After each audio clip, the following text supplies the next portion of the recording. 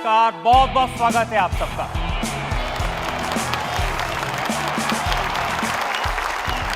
House the जोश।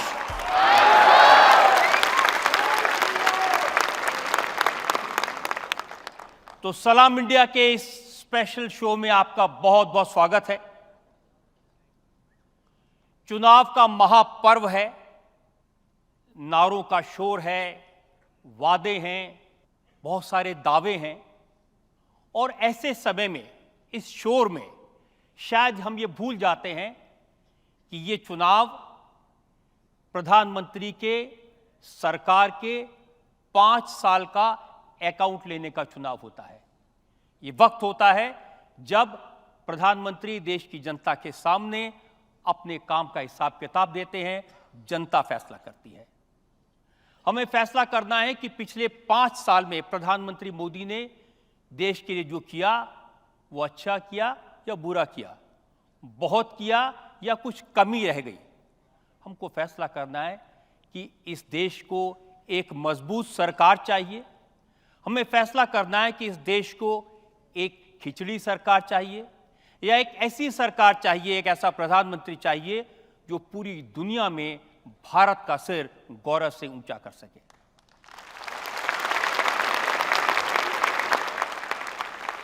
मैं आमंत्रित कर रहा हूं भारत के प्रधानमंत्री नरेंद्र दामोदर दास मोदी।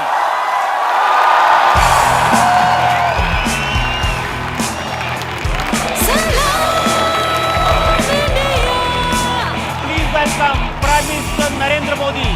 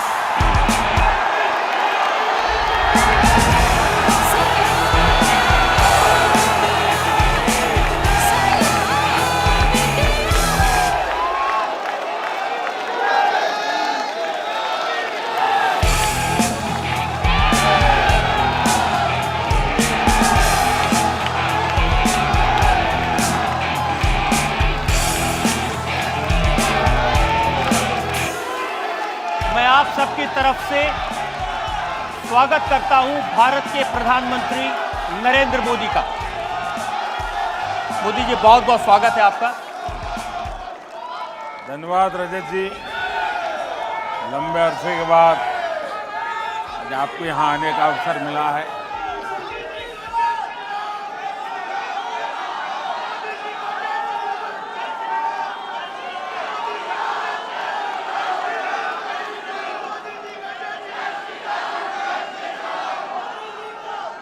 मोदी जी, जब जब चुनाव होता है, शांत हो जाइए।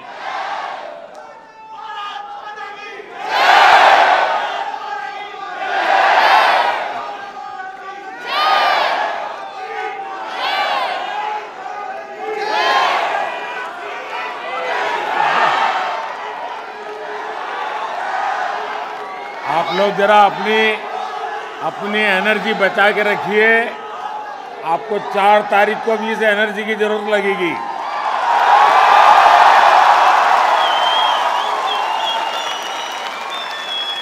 मोदी जी, जब जब चुनाव होता है और आप सामने आते हो तो जनता में इसी तरह का जोश दिखाई देता है, उत्सव का माहौल बन जाता है। और आप जो नारा देते हैं, उस नारे को लेकर के लोग बहुत मजा लेते हैं। इस बार आपने कहा अब की बार 400 पार, तो मैं देख रहा हूं डिजिटल मीडिया पे किसने लिखा, हौले हौले हो जाएगा प्यार, अब की बार 400 पार। किसी ने लिखा दिल का भंवर करे पुकार, अब की बार 400 पार। और फिर यह भी लिख दिया कि चटनी के बिना ढोकला बेकार, अब की बार फिर से मोदी सरकार। और क्रिएटिविटी का उदाहरण देखिए, लिखा है साइकिल से जाएं, हाथ से कमल का बटन दबाएं।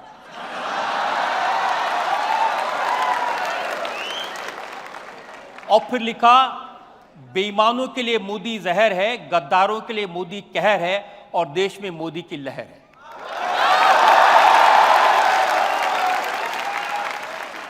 अब फिर कोई ये भी लिख देता है कि नतीजों के बाद राहुल होंगे फरार, अब की बार 400 पार।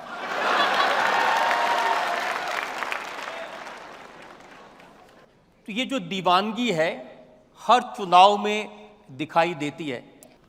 अच्छा हुआ कि मुझे आपके इस शो में आने का अवसर मिला और आपने रिसर्च करके काफ़ी कुछ कंपाइल किया है। मैं स्वयं इतना दौड़ धूप में रहता हूँ कि इन चीज़ों तरफ मेरा ध्यान बहुत कम होता है। सबसे इंटरेस्टिंग चीज़ मेरा रह गई बतानी, इन्होंने जैसे शादी का कार्ड छापते हैं ऐसे शादी का प्रोग्राम छापा है। इन्होंने लिखा 1 जून को मेहंदी और 2 को केजरीवाल की विदाई,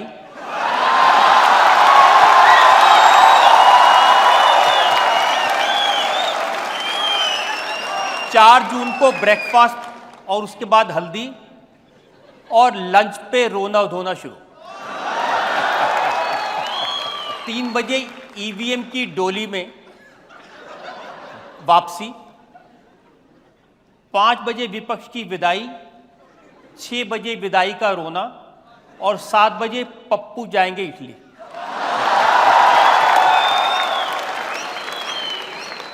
अगर आपके पास वो शादी का कार्ड हो तो लोगों को दिखा दीजिए ताकि पता चले क्या निकालते ये हैं देखिए लोग। ये कार्ड है, ये आप सब लोग देख सकते हैं। कोशिश करें इसको स्क्रीन पर भी दिखा दें।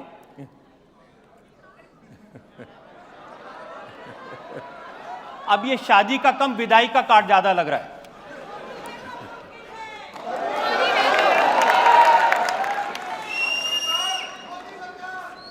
इतना तो पक्का है कि देश का जो युवा है उसका जो क्रिएटिव माइंड है वो इस चुनाव में काफ़ी एक्टिव लगता है, और उसके कारण वो हर चीज में नारा भी, व्यंग भी, और बहुत ही कम शब्दों में विश्वास भी प्रकट करता है। और जब ये 400 पार की बात आई तो उसके 2 पहलू हैं। एक तो ये कोई बीजेपी ने गढ़ा हुआ नारा नहीं है, ये जनता के दिलों से निकली हुई आवाज है।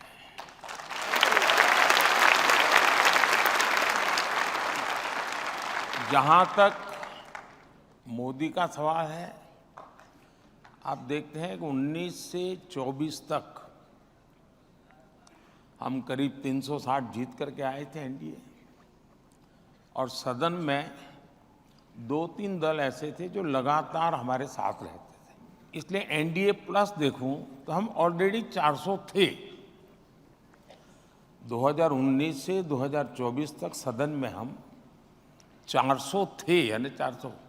अगर आपका परिवार में बच्चा 90 मार्क लेकर के आया और उसके सारे विरोधी या उसके कॉम्पिटिटर क्लास में जो भी बच्चे हैं वो 30 लाए, 40 लाए, फिर भी आप उसको नहीं कहोगे यार तेरे बाकी वाले 40 लाते हैं, तुम 50 लेके बैठ जाओ कि बेकार में काहे 90 की मेहनत करते हो। आप भी उसको कहेंगे कि नहीं यार 90 आए लेकिन यार 95 के लिए अगली बार ट्राई करो ना। तो 400 होने के बाद मुझे तो मेरे साथियों को कहना ही होगा कि भैया हमें तो और आगे जाना चाहिए, इसलिए 400 पार आया। दूसरा, ऐसे ही किसी क्रिएटिव माइंड ने मुझे सुझाव दिया था कि 370 लोगों के जहन में ऐसा फिट बैठ गया है।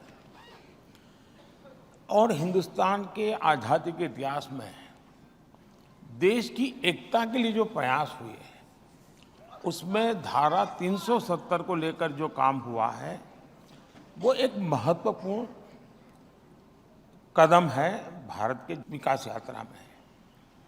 इसलिए किसी ने कहा कि अब तो बीजेपी ने टारगेट करना चाहिए बीजेपी के लिए 370।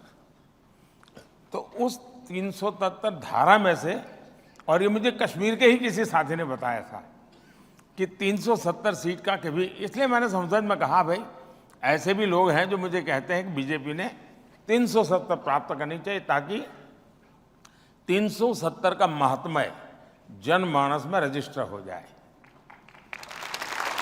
मुझे याद है जब 5 साल पहले आप इसी तरह जनता के सामने आए थे अपने काम के बारे में बताने के लिए। उससे कुछ ही दिन पहले डोनाल्ड ट्रंप आए थे, वो अहमदाबाद में बड़े स्टेडियम में गए थे और फिर वहाँ भी उन्होंने नारा लगाया अब की बार ट्रंप सरकार, बाहर गए। फिर जो बाइडन आ गए।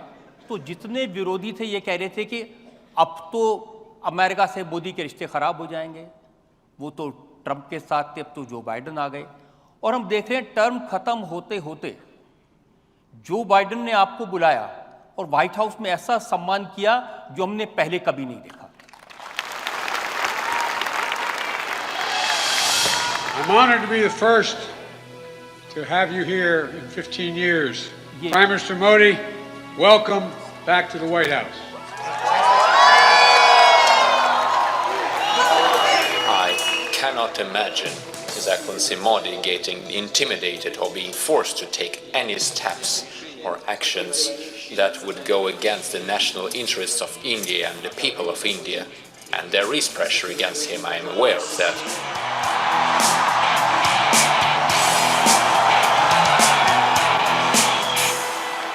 He really wants to do the right thing for India. He wants to be open, he wants to be supportive of new companies, and obviously, but at the same time, make sure it accrues to India's advantage. I am a fan of Modi, so. I said to my friend, the Prime Minister, before the last time I saw someone on the stage here was Bruce Springsteen, and he didn't get the welcome that Prime Minister Modi has got.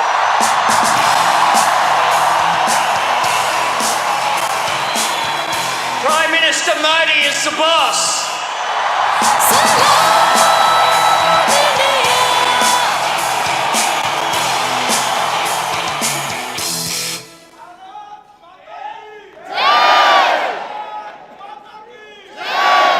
पहले भी हमने प्रधानमंत्री देखे हैं, पहले भी हमारे प्रधानमंत्री विदेश में गए हैं, लेकिन क्या वजह है कि दुनिया के ये लीडर जो अपने आप में ताकतवर हैं, जिनको किसी की तारीफ करने की ज़रूरत नहीं है, ये आपके बारे में इतने प्यार से, इतनी दीवानगी से बोलते हैं।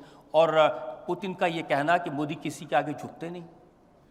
हमारे देश का दुर्भाग्य रहा कि पहले कोई प्रधानमंत्री जाते थे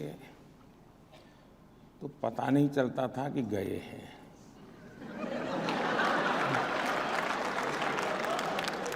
और वापस आते थे तब भी पता नहीं चलता था कि आ गए क्या। दूसरा,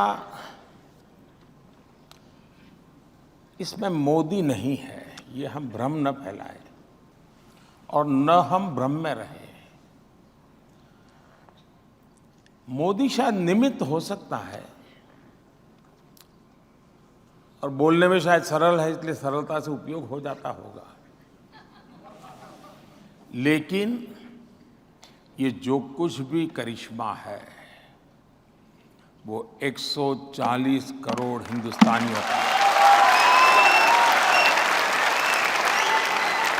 भारत के सामर्थ्य का है। और मोदी ने 2013 में जब चुनाव की तैयारियां चल रही थी, भारतीय जनता पार्टी ने मुझे प्रधानमंत्री उम्मीदवार के रूप में घोषित कर दिया था, तो फिर मुझे लोग उसी रूप में मेरे से हर चीज़ पूछने लगे, मेरा एनालिसिस करने लगे। तो मेरी एक जो आलोचना होती थी मीडिया में, अगर आप लोग देखेंगे तो, अरे यार ये तो स्टेट में से आ रहा है, इसको न पूरे हिंदुस्तान की समझ है, ये दुनिया को कैसे अपनी बात को करेगा, ये दुनिया में कैसे अपनी बात ले जाएगा, दुनिया के साथ क्या करेगा। फिर जब टीवी मीडिया का दौर शुरू हुआ, चर्चाएं होने लगी, मेरे इंटरव्यू होने लगे, तो घूम फिर के ये सवाल आता था, भाई कि आपको तो कोई अनुभव नहीं, आप करेंगे क्या विदेश नीति में। अब चुनाव हिंदुस्तान का था, लेकिन सबने इकोसिस्टम ने फोकस ग्लोबल बना दिया था, ताकि मोदी उसी में फंस जाएगा, यहाँ तो अच्छी तरह खेल लेगा। तो मैंने तब एक वाक्य कहा था विदेश नीति के संबंध में, मैंने कहा वो तो देश की एक कंटिन्यूटी होती है, लेकिन जहाँ तक मोदी का सवाल है, अब देश न आंख झुका के बात करेगा, न देश आंख उठा करके बात करेगा, लेकिन ये देश आंख मिलाकर बात करेगा। और मुझे कोई इन्फेरिटी कॉम्प्लेक्स नहीं होता है कि मैं तो कभी चाय बेचता था, ये देश दुनिया के इतने बड़े आदमी है, एक चाय वाला क्या करेगा, जाके चाय परोसेगा और क्या करेगा। लेकिन मेरे मन में जब भी मैं दुनिया के बड़े बड़े महारथियों को मिला, जरा वो हाइट बॉडी में भी ज़्यादा होते हैं, कलर स्किन भी बड़ी उनकी प्रभाव पैदा करने वाली होती है, लेकिन जब मैं मिलता हूं तो मैं मोदी नहीं होता हूं।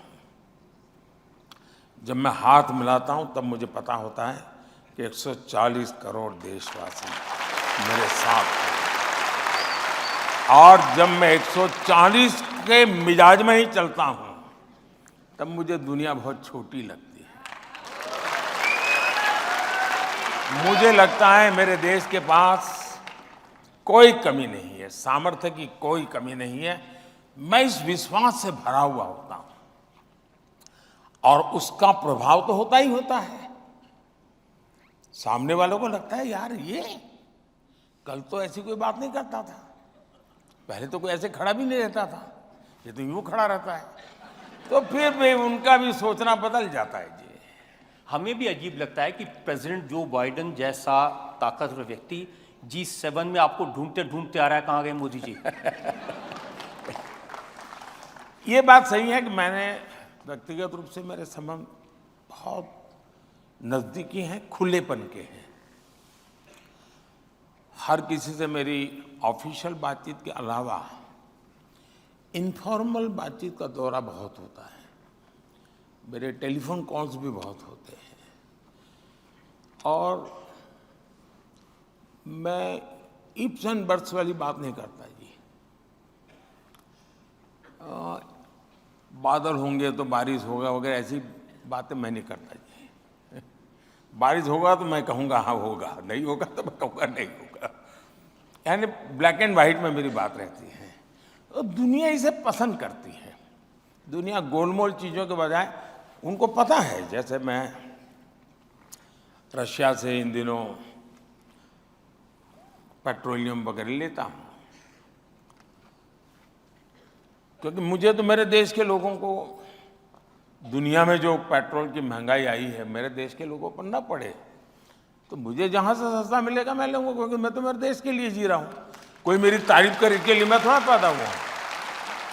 लोगों ने मुझे कहा साहब ये अमेरिका नाराज हो जाएगा, तो अरे मैंने कहा किसी को खुश करना है तो मुझे 140 करोड़ लोगों को खुश करना है, मुझे और किसी को खुश नहीं करना। और हमने कारोबार चालू रखा, आज हमारे देश को हम बचा पाए हैं। लेकिन एट द सेम टाइम राष्ट्रपति पुतिन के साथ चेयर पर बैठ करके टीवी के सामने मैं कह सकता हूं कि ये युद्ध का समय नहीं है,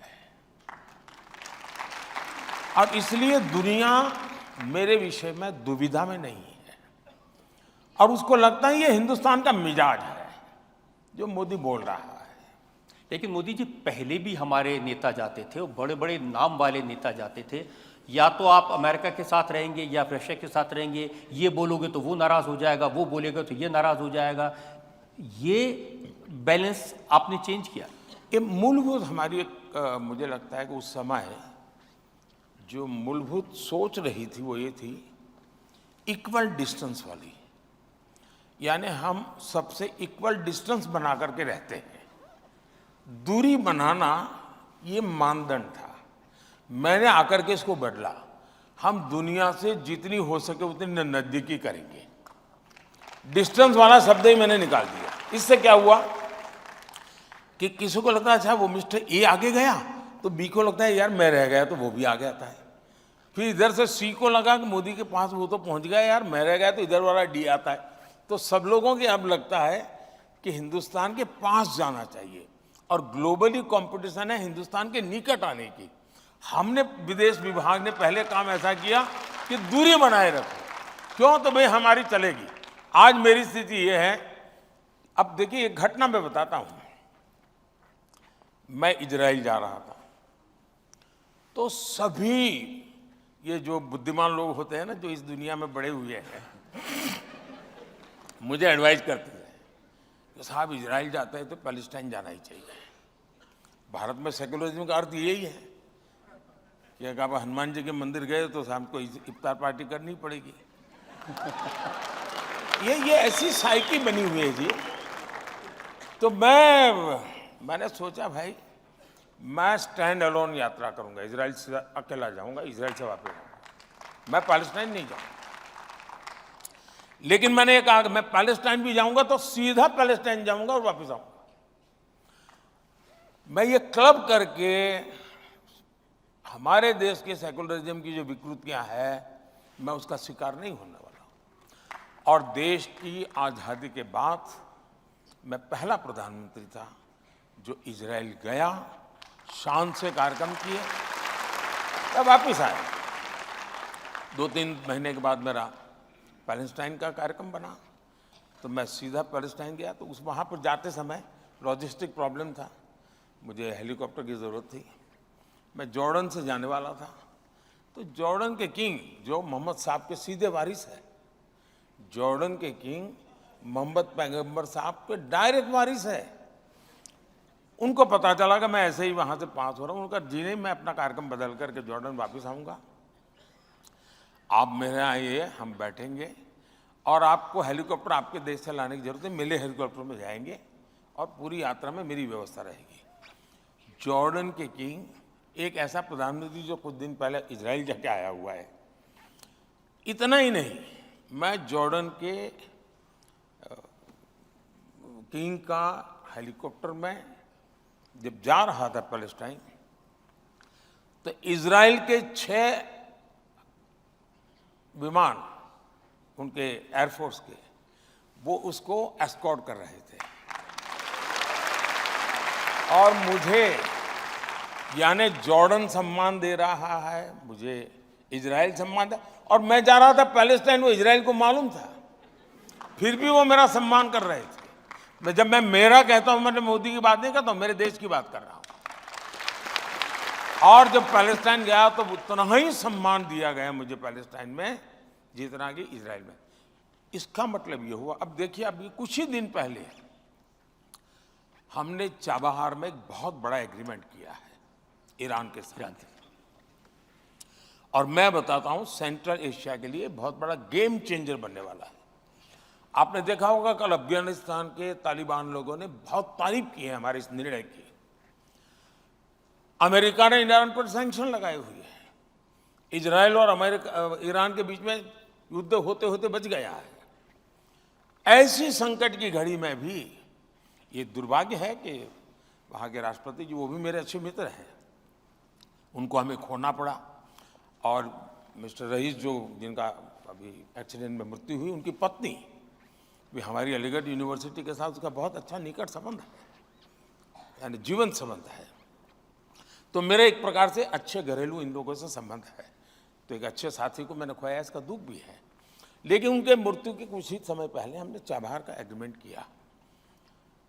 मैं मानता हूं कि सेंट्रल एशिया में, लेकिन दुनिया ने किसी ने मेरा विरोध नहीं किया। इसका मतलब ये हुआ कि अगर आप अपने देश के हितों को ध्यान में रखते हुए काम करते हैं और दुनिया में, अच्छा मेरी एक बात साफ होती है, मेरे देश की नीतियां किसी तीसरे के संदर्भ में मैं नहीं करता हूं। मेरी अपनी देश की आवश्यकता है, मेरी देश की प्रायोरिटी है, उसी के हिसाब से चलूंगा। वैसा ही प्रॉब्लम है कोरिया और जापान का। ज्यादातर नेता जाएंगे तो कोरिया जाएंगे, जापान जाएंगे, जापान जाएंगे, कोरिया जाएंगे, क्लब करते हैं। उनका कहना ये हमारा इंसल्ट है, आप अकेले क्यों हमारे साथ नहीं? मैंने कहा ठीक है मैं आता हूं। मैं कोरिया अकेला गया, बाकी 10 जगह पे जापान नहीं गया। जब जापान गया तो कोरिया नहीं गया। उनको मैसेज जाता है, हाँ ये इंसान को समझ है। तो मैं दुनिया जो खींची रहती है और बड़ी बारीकी से इन चीज़ों का मैं अध्ययन करता हूँ। मैं घिसी पीटी एडवाइस पर चलता नहीं हूँ जी, और उसका परिणाम है कि आज दुनिया में भारत की जय जयकार हो रही है। एक उदाहरण हमने जय जयकार का देखा, पाकिस्तान के छात्र यूक्रेन से भारत का तिरंगा लेकर उसकी आड़ में वो निकले। अब देखिए हमारे देश में भी कैसा चल रहा है, मैं तो हैरान हूं। इस देश में के प्रयत्नों से अगर कोई चीज अच्छी होती है, हो सकता है जिसको सहन नहीं होता है चुप रहे, ये तो हो सकता है, तारीफ न करे ये भी मैं समझ सकता हूं। लेकिन उसके विरुद्ध मैं तो देखता हूं इन दिनों भी पत्रकार मुझे पूछते हैं, क्या सचमुच में आपने टेलीफोन किया था यूक्रेन को? सचमुच में आपने पुतिन को फोन किया था? मैंने कहा अब कॉल डिटेल निकलवा दो, मैं तो क्या थक गया मैं के जवाब नहीं देते हुए। अब इन लोगों को क्या करूं? नहीं, ऐसा पहले कभी हुआ नहीं जी, पहले ऐसा पहले कभी हुआ नहीं। 2 राष्ट्राध्यक्षों से बात करके अपने छात्रों के लिए रास्ता निकाल दे। इसलिए मुसीबत यही है कि इन्होंने कभी सोचा ही नहीं था कि हिंदुस्तान के तिरंगे की यह ताकत होती है।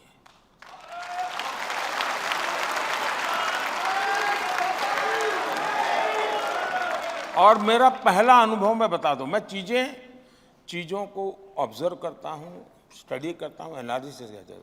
मैं पहली बार कब अनुभव हुआ, जब नेपाल में भूकंप आया, तो हम जितनी मदद हो सकती थी हमारी तो जिम्मेवारी थी, क्योंकि और मुझे एक अनुभव था गुजरात के भूकंप के बाद काम का, मुझे अच्छा अनुभव था, तो मैं खुद चीज़ों को लीड करता था, मोबिलाइज करता था।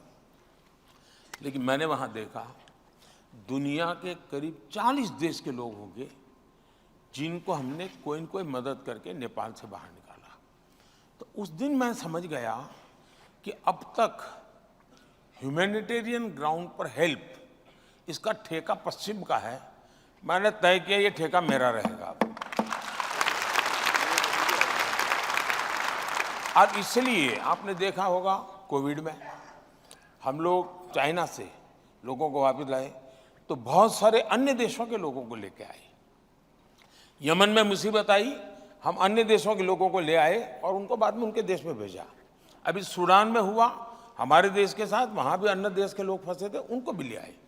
तो आज दुनिया में जो कभी हमारा नाम नहीं था, कि वरना तो ये था भी ये पश्चिम की दुनिया का ही एक प्रकार का उस पर ओनरशिप थी कि भाई ये ह्यूमैनिटेरियन ग्राउंड पे काम होना वाले यही लोग करते, ये लोग तो बिल्कुल कुछ नहीं करते।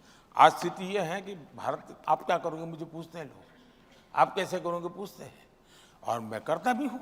अब जैसे आर्टिकल 370 जब वापस लिया, तो आपको इस बात की चिंता नहीं थी कि ये मिडिल ईस्ट के देश नाराज हो जाएंगे, कोई अरब कंट्रीज हमसे नाराज हो जाएंगे, हमारे 4 काम बंद कर देंगे?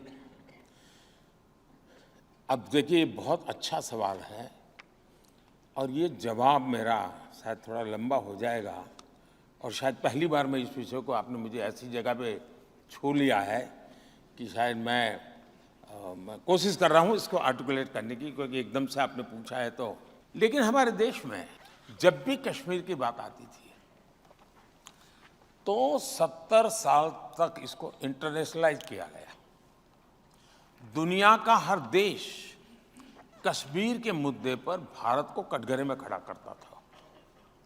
थोड़ी बहुत अटल जी ने कोशिश की थी कि टेररिज्म को सेंटर पॉइंट लाए, लेकिन कुल मिलाकर के दुनिया में, और इसलिए 370 के संबंध में भी ये स्वाभाविक था कि दुनिया कोई बहुत बड़ा नाराजगी व्यक्त करेगी। हुआ उल्टा। दुनिया ने जितने देशों को लोग मानते थे कि इन मुद्दों पर भारत पर वो नाराजगी व्यक्त कर सकते हैं, भारत को घेर सकते हैं, अधिकतम लोग मौन रहे, जिन्होंने कहा वो ये कहा कि ये उनका इंटरनल मामला है। दुर्भाग्य ये है कि अरब देश तो शांत रहे, दुनिया के सभी इस्लामिक देश शांत रहे, मेरे देश की कांग्रेस चू चू करती रही।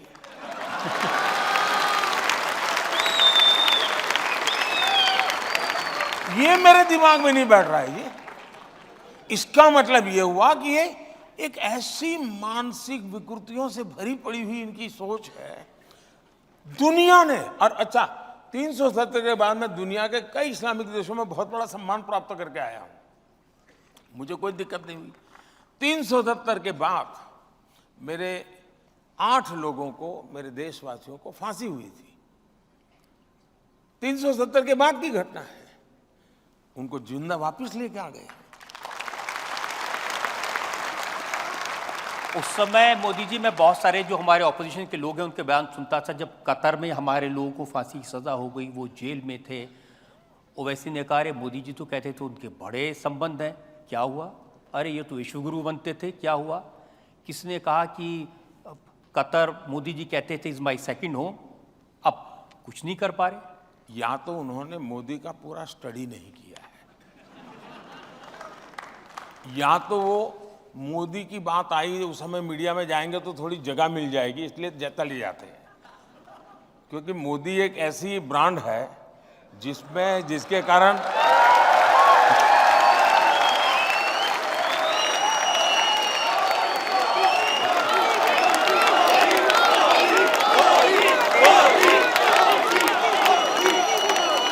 तो गाली देने से भी उसको स्पेस मिल जाता है, और इसलिए लोग मौका ढूंढते हैं, यार गाली किसी और को देने से क्या फायदा है, मोदी को देंगे तो।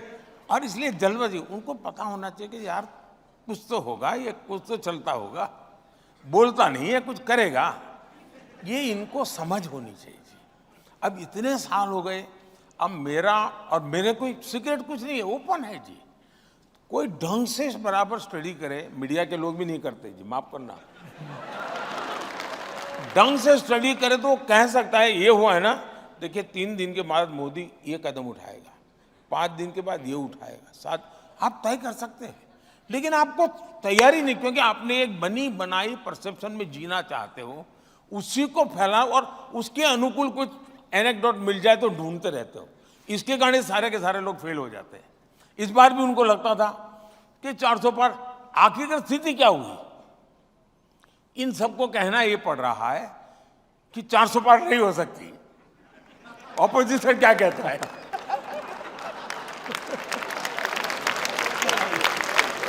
उनको समझ ही नहीं आया कि कहां ले जा रहा हूं मैं।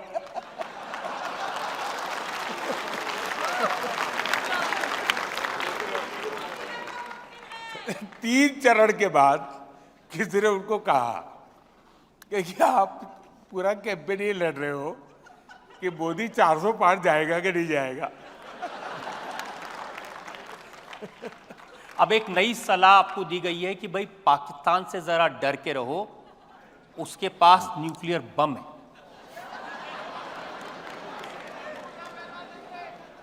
ऐसा है, वो ताकत को मैं खुद लाहौर जाकर के चेक करके आया हूं।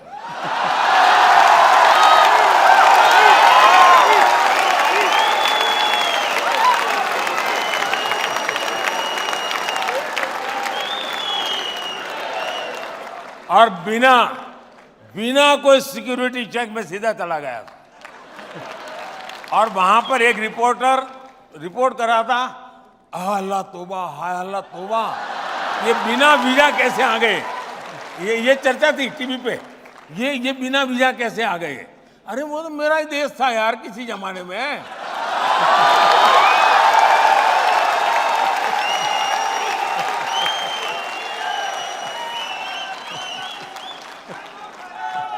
पहले मोदी जी, हम लोग परेशान रहते थे पाकिस्तान से, यहाँ आए मार के चले गए, यहाँ आए मार के चले गए, फिर सर्जिकल स्ट्राइक हुआ, एयर स्ट्राइक हुआ, वो पिछले टर्म की बात थी। इस टर्म में पाकिस्तान के लोग बड़ी लंबी लिस्ट दे रहे हैं, अननोन आदमी आके मार जाता है।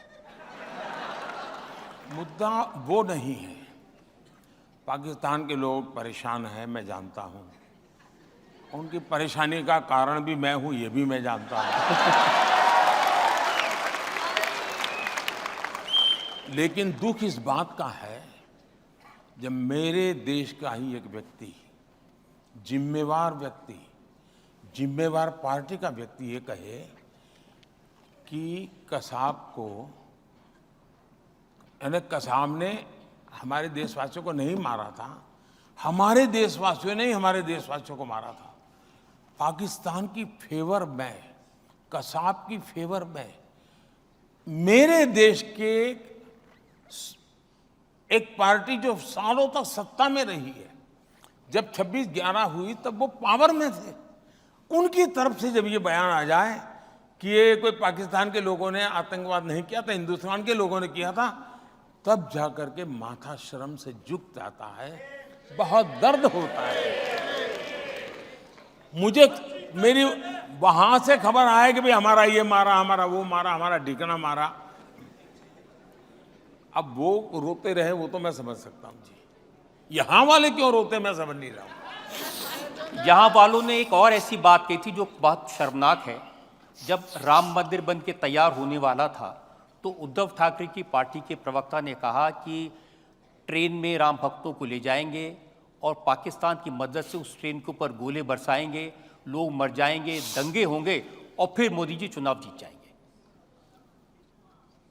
अब दंगे तो नहीं हुए, कोई ट्रेन भी नहीं चली। अब जाकर के उनको किसी ने पूछना चाहिए कि भाई आप कोई दवाई ववाई लेते हैं कि नहीं लेते हैं, कोई मेडिकल चेकअप कराया कि नहीं कराया, कोई तो पूछो जाके भाई। चलिए आप ये सवाल नहीं पूछ सकते, लेकिन उनकी हेल्थ का तो पूछो, उनकी बीमारी क्या है ये तो पूछो, क्योंकि ऐसी बातें ऐसे नहीं निकलती भाई, कोई स्वस्थ मनुष्य थोड़ा करता है।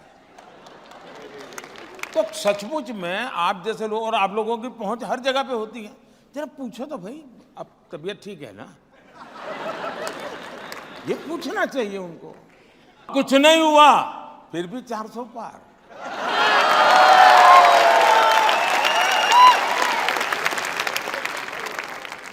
हम क्योंकि पाकिस्तान की चर्चा कर रहे थे, वहां के लोग के इंटरेस्टिंग वीडियोस मैंने देखे। जब चंद्रयान उतरा चंद्रमा पर तो उन्होंने कहा कि हम तो ऑलरेडी चंद्रमा पर हैं, गड्ढे हैं, अंधेरा है, बिजली नहीं है, पानी नहीं है।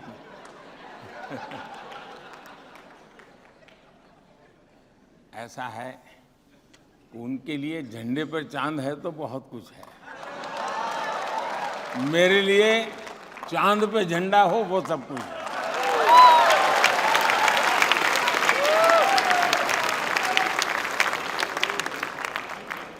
इसमें बात आई सेक्युलरिज्म की।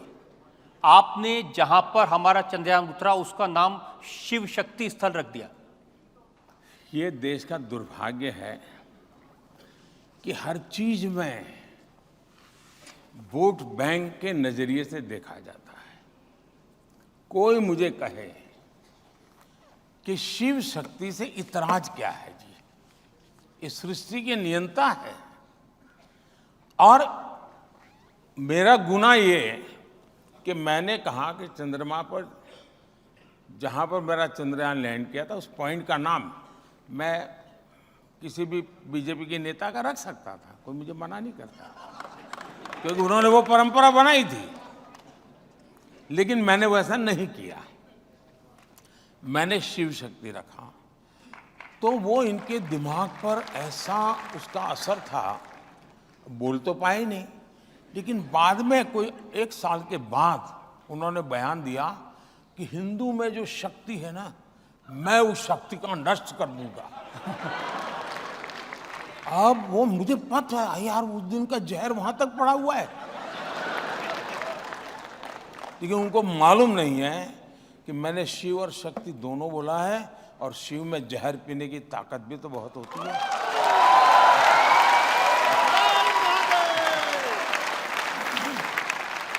अब राम मंदिर के प्राण प्रतिष्ठा का इतना समारोह हुआ, राम मंदिर बना, इस पर भी उनकी आपत्ति है।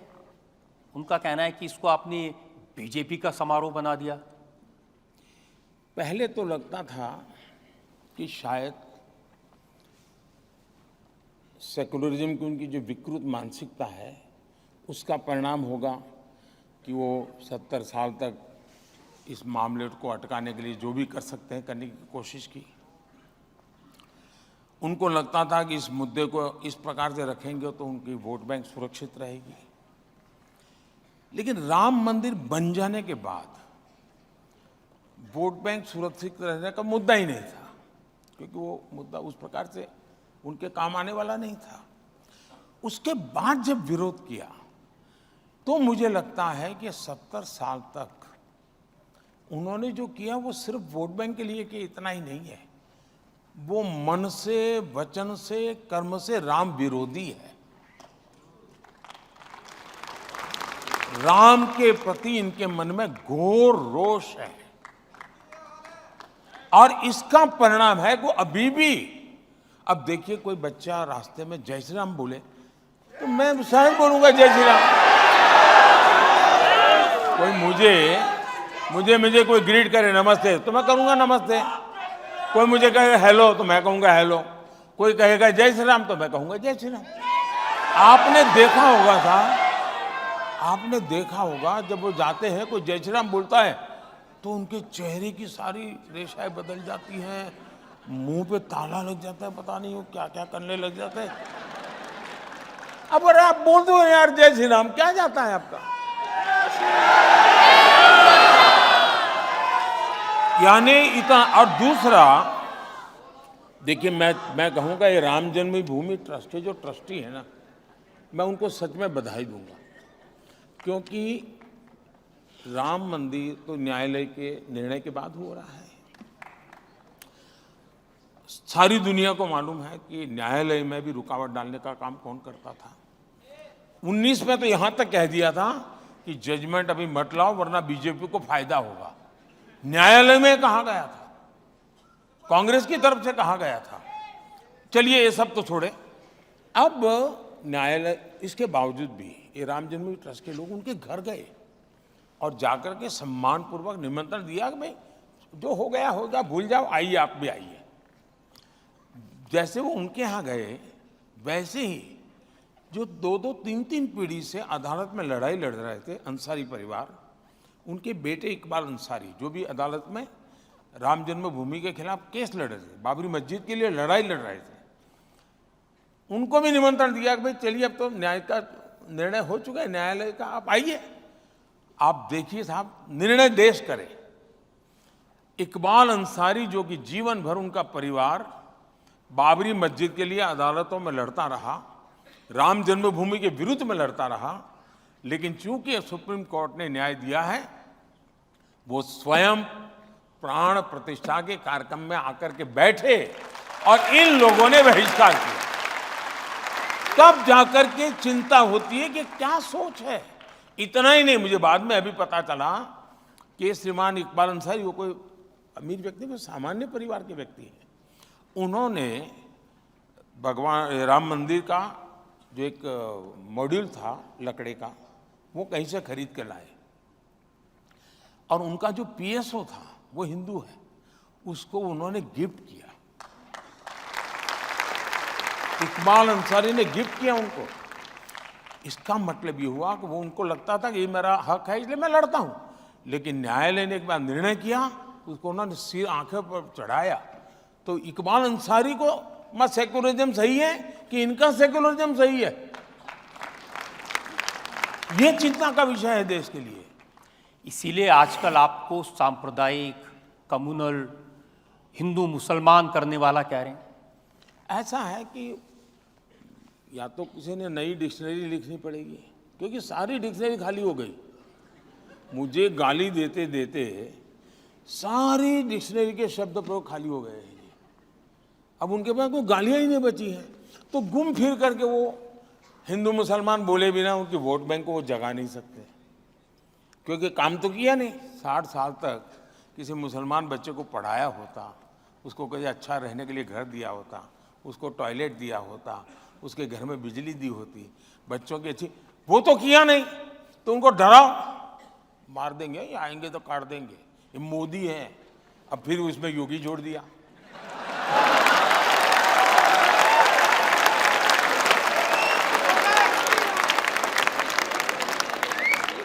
अब ये डराना साहब, मुसलमान समाज में भी अब इन चीजों की तरफ देखने का दृष्टिकोण बदल रहा है। मैं मुल्ला मौलवियों की बात नहीं करता हूं, जिनका वेस्टेड इंटरेस्ट, तो हिंदुओं में भी ऐसे लोग होते हैं, तो उनकी मैं बात नहीं करता। लेकिन जनरल मेरा तो काफी लोगों से इंटरेक्शन होता है, और मेरा अनुभव है कि ये जो भड़काने वाली बातें हैं उससे तो वो प्रभावित नहीं हो रहे। वो समझते हैं कि इनका वोट का जमाना इसलिए कर रहे हो। मोदी जी, आज तक किसी लीडर की हिम्मत नहीं हुई जो ये कहे कि मुसलमानों को आरक्षण नहीं देना चाहिए, मुसलमानों को आरक्षण देना गलत है, और आप तो चुनाव में खुलेआम कह रहे हैं। मैंने कांग्रेस पार्टी को पिछले 1 महीने से कहता हूं कि भाई आप लिखिए, मैं देश को गारंटी दो। एक, आप भारत के संविधान को नहीं बदलेंगे। दूसरा, संविधान बदल करके धर्म के आधार पर आरक्षण नहीं देंगे। तीसरा, आप SC, ST, OBC का आरक्षण छीन करके आप धर्म के आधार पर वोट जिहाद वालों को आरक्षण नहीं देंगे। लिख करके दो, नहीं देते हैं। देश को दो ना भाई, बयान तक देने की हिम्मत नहीं है। फिर क्या कहते हैं, अरे हमारा मैनिफेस्टो देखो। मैं पूछता हूं, क्या किसी कांग्रेस के मैनिफेस्टो में लिखा है कि वो करप्शन नहीं करेंगे या करेंगे? करप्शन करेंगे ऐसा उनके मैनिफेस्टो में कहीं पर है क्या? कांग्रेस के पिछले 50-60 साल के मैनिफेस्टो देख लो, एक भी मैनिफेस्टो में उन्होंने करप्शन का कार्यक्रम लिखा है क्या? जरा बताइए ना। करप्शन करते हैं कि नहीं करते हैं? अब मैं पूछूंगा करप्शन क्यों करते हैं, वो कहेंगे मेरा मैनिफेस्टो देखो कहीं लिखा है क्या। अरे ऐसे थोड़ा होता है जी। और आप देख लीजिए डॉक्टर मनमोहन सिंह जी का बयान देख लीजिए, ये शहजादे का बयान देख लीजिए। उनके मैनिफेस्टो में ये कहते हैं कि अब ठेके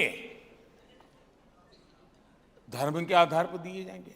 मतलब कहीं ब्रिज बन रहा है तो आज ठेका कैसे मिलता है कि भाई उनके पास रिसोर्सेज कितने हैं, कैपेबिलिटी कितनी है, एक्सपीरियंस क्या है, ट्रैक रिकॉर्ड क्या है, आर्थिक क्षमता कितनी है, टेक्नोलॉजिकल उनकी क्षमता कितनी है, सारी चीजें देख करके टेंडर से कोई व्यक्ति प्राप्त करता है। अब ये क्या कहते हैं, अब इसमें आरक्षण होगा।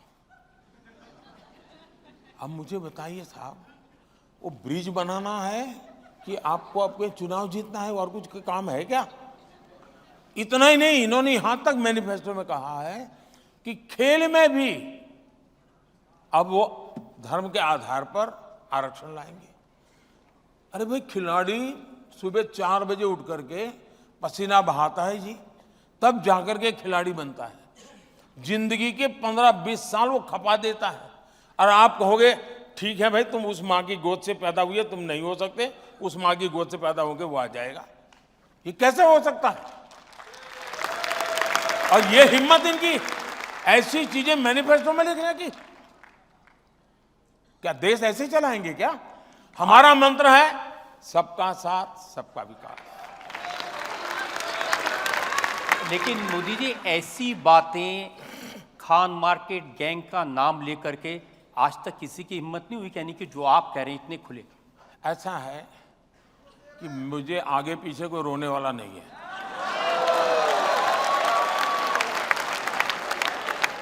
मैं देश के लिए जीता हूं, मैं देश के लिए जूझता हूं, और मेरी प्रत्येक पल देश के लिए है, और वो बेकार नहीं जानी चाहिए।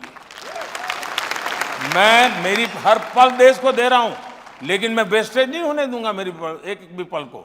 और इसलिए जो गलत हो रहा है, आप मुझे बताइए। कल किसी ने मुझे भेजा है 9000 से ज्यादा ऐसी जगह है, इंस्टीट्यूशंस, जिसमें इन्होंने SC, ST, OBC का आरक्षण खत्म कर दिया, माइनॉरिटी का नाम दे दिया, आरक्षण खत्म कर दिया। एक PSU को अगर आप प्राइवेटाइज करो तो कांग्रेस पार्टी के अध्यक्ष हाउस में चिल्लाते हैं कि आप प्राइवेटाइजेशन इसलिए कर रहे हो कि आप SC, ST कोटा हट जाएगा तो दलितों को नौकरी का क्या होगा। आपने 9000 इंस्टीट्यूशंस में से SC, ST, OBC कोटा खत्म कर दिया है। अगर ये सवाल मैं पूछता हूं, और ये जो खान मार्केट गैंग है, वो मोदी ने बाएं पैर पहले रखा क्यों, दाहिना क्यों नहीं रखा, इसके लिए एक एक सप्ताह तक देश का समय बर्बाद करते हैं। उनको फुर्सत नहीं है कि एससी, एसटी, ओबीसी के आरक्षण की रक्षा के लिए उन्होंने भी तो आवाज उठानी चाहिए थी। क्यों चुप बैठे हैं? और तब जाकर के मैं खुल करके कहता हूं कि एक इकोसिस्टम जो उनके पापों को संवारने का ही काम करती है और दूसरों के अच्छाइयों को बुरे में कन्वर्ट करने के लिए अपनी पूरी शक्ति लगा देती है, और देश को उससे मैं सचेत करना चाहता हूं। और अब जब सब जगह पे फेल हो गए तो उन्होंने जुडिशरी का रास्ता पकड़ा है, अदालतों में जाकर के बैठ जाना, हो हल्ला करना और परिस्थितियों को बदलने की कोशिश करना। ये बहुत चिंता का विषय है देश के लिए। आप में योग्यता है, क्षमता है, सही है, लोकतंत्र है, चुनाव लड़ो, पार्लियामेंट में आओ, अपनी बात रखो, सरकार गलत करती है तो उसको रोको, तरीके हैं, करने नहीं है, हवा बिगाड़नी है। अब ममता दी ने कह दिया कि हाई कोर्ट का फैसला है आरक्षण को लेकर के, वो नहीं मानेंगे। अब ये कहते हैं कि मोदी संविधान बदल देगा। अब इंदिरा जी ने कहा हाईकोर्ट का फैसला मैं नहीं मानूंगी, इमरजेंसी लाई। ये इसी चट्टे बट्टे के लोग हैं जी, वे लोकतंत्र को नहीं मानते हैं। उनके लिए चुनाव लोकतंत्र की श्रद्धा नहीं है, चुनाव सत्ता प्राप्त करने का एक जरिया है। उनकी श्रद्धा लोकतंत्र में, मतदाता में, संविधान में, भारत के रूल्स एंड रेगुलेशन में नहीं है। और इसीलिए मैं जो परिवारवाद के खिलाफ बोलता हूं ना, क्यों बोलता हूं? क्योंकि लोकतंत्र के प्रति श्रद्धा जब समाप्त हो जाती है तब जाकर के आपको परिवार के वाद के भरोसे चलना पड़ता है। और ये सारे लोग, कोई मुझे कहे, कोई किसी कॉन्स्टिट्यूएंसी में जाकर के कहे कि मैं मेरा बेटा आपको सुपुर्द कर रहा हूं, ये कौन सा लोकतंत्र है जी? ये कौन सा लोकतंत्र है? जनता जनार्दन तय करती है जी। वो पापा की कॉन्स्टिट्यूंसी है। सवाल वही है। वो तो एल्बम तो दिखा रहे हैं, दादी से शुरू होता है एल्बम। मोदी जी, एक बड़ी शिकायत उन सब लोग की ये है कि लेवल प्लेइंग फील्ड नहीं है। कोई बेल पे है, कोई जेल में है, क्या लड़ें कैसे? जो लोग लेवल प्लेइंग फील्ड की बातें करते हैं, अब देखिए, नाचना नहीं तो आंगन बांका, ऐसा कैसी कहावत है ना, आंगन टेढ़ा। नाच न जाने आंगन टेढ़ा। हाँ, ऐसी एक कहावत है। अब पराजय निश्चित है। अब सवाल यह है कि एक तो है भी मॉरल विक्ट्री घोषित करो, दूसरा है ईवीएम को गाली दो। अब आपने देखा होगा कि तीसरे चरण के बाद ईवीएम मैदान में आ गया है। ईवीएम के लिए रोना धोना, आंकड़े क्यों पहले नहीं आए, बाद में क्यों नहीं आए, ड्यूरिंग इलेक्शन हर हफ्ते सुप्रीम कोर्ट में विवाद खड़े कर दिए जाते हैं। मतलब बहुत सोची समझी रणनीति के तहत भारत के लोकतंत्र की दुनिया में प्रतिष्ठा न बने। भारत का लोकतंत्र बहुत जीवंत है, भारत के मतदाता बहुत जागरूक है, भारत की चुनाव प्रक्रिया ट्रांसपेरेंट है। इस पर वो सवालिया निशान खड़ा करना चाहते हैं ताकि दुनिया में, और ये हरकत छोटी नहीं है जी, इसको गंभीरता से लिया जाए। और जो भी भारत को प्यार करते हैं उन सबको इस संकट को समझना होगा कि ये मामला सिर्फ ईवीएम कह करके चुनाव का पराजय का ठिकरा फोड़ने वाला है, इतना नहीं है। भारत की लोकतांत्रिक प्रक्रिया को ही सवालिया निशान दुनिया में लग जाए, ये इनका इरादा है। भारत में बेइज्जती, भारत की दुनिया में बेइज्जती हो, इसका खेल है। और मोदी जीत जाए तो आज दुनिया में जितनी इलेक्टेड गवर्नमेंट्स हैं, यानी ट्रू सेंस में डेमोक्रेटिक बॉडीज हैं, इस चुनाव के बाद भारत का प्रधानमंत्री दुनिया की सीनियर कैटेगरी में आ जाएगा।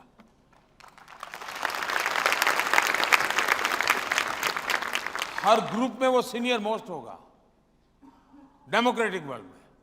इनको अभी से हिसाब किताब लगाते हैं, उनके भी तो एडवाइजर है ना, देख यार ये तो ऐसा होगा, अभी ऐसा होगा, ऐसा होगा, उसी डर में सब हो रहा है। लेकिन इससे देश का बहुत नुकसान। और लेवल पे भी ये लोग इलेक्शन कमीशन को गाली देते हैं। हमारे देश का चुनावी व्यवस्था ये कहती है कि अगर कोई पार्लियामेंट सीट में अगर किसी कैंडिडेट की मृत्यु हो जाए तो वो चुनाव स्थगित होता है, ठीक है। अगर कोई पार्लियामेंट का कैंडिडेट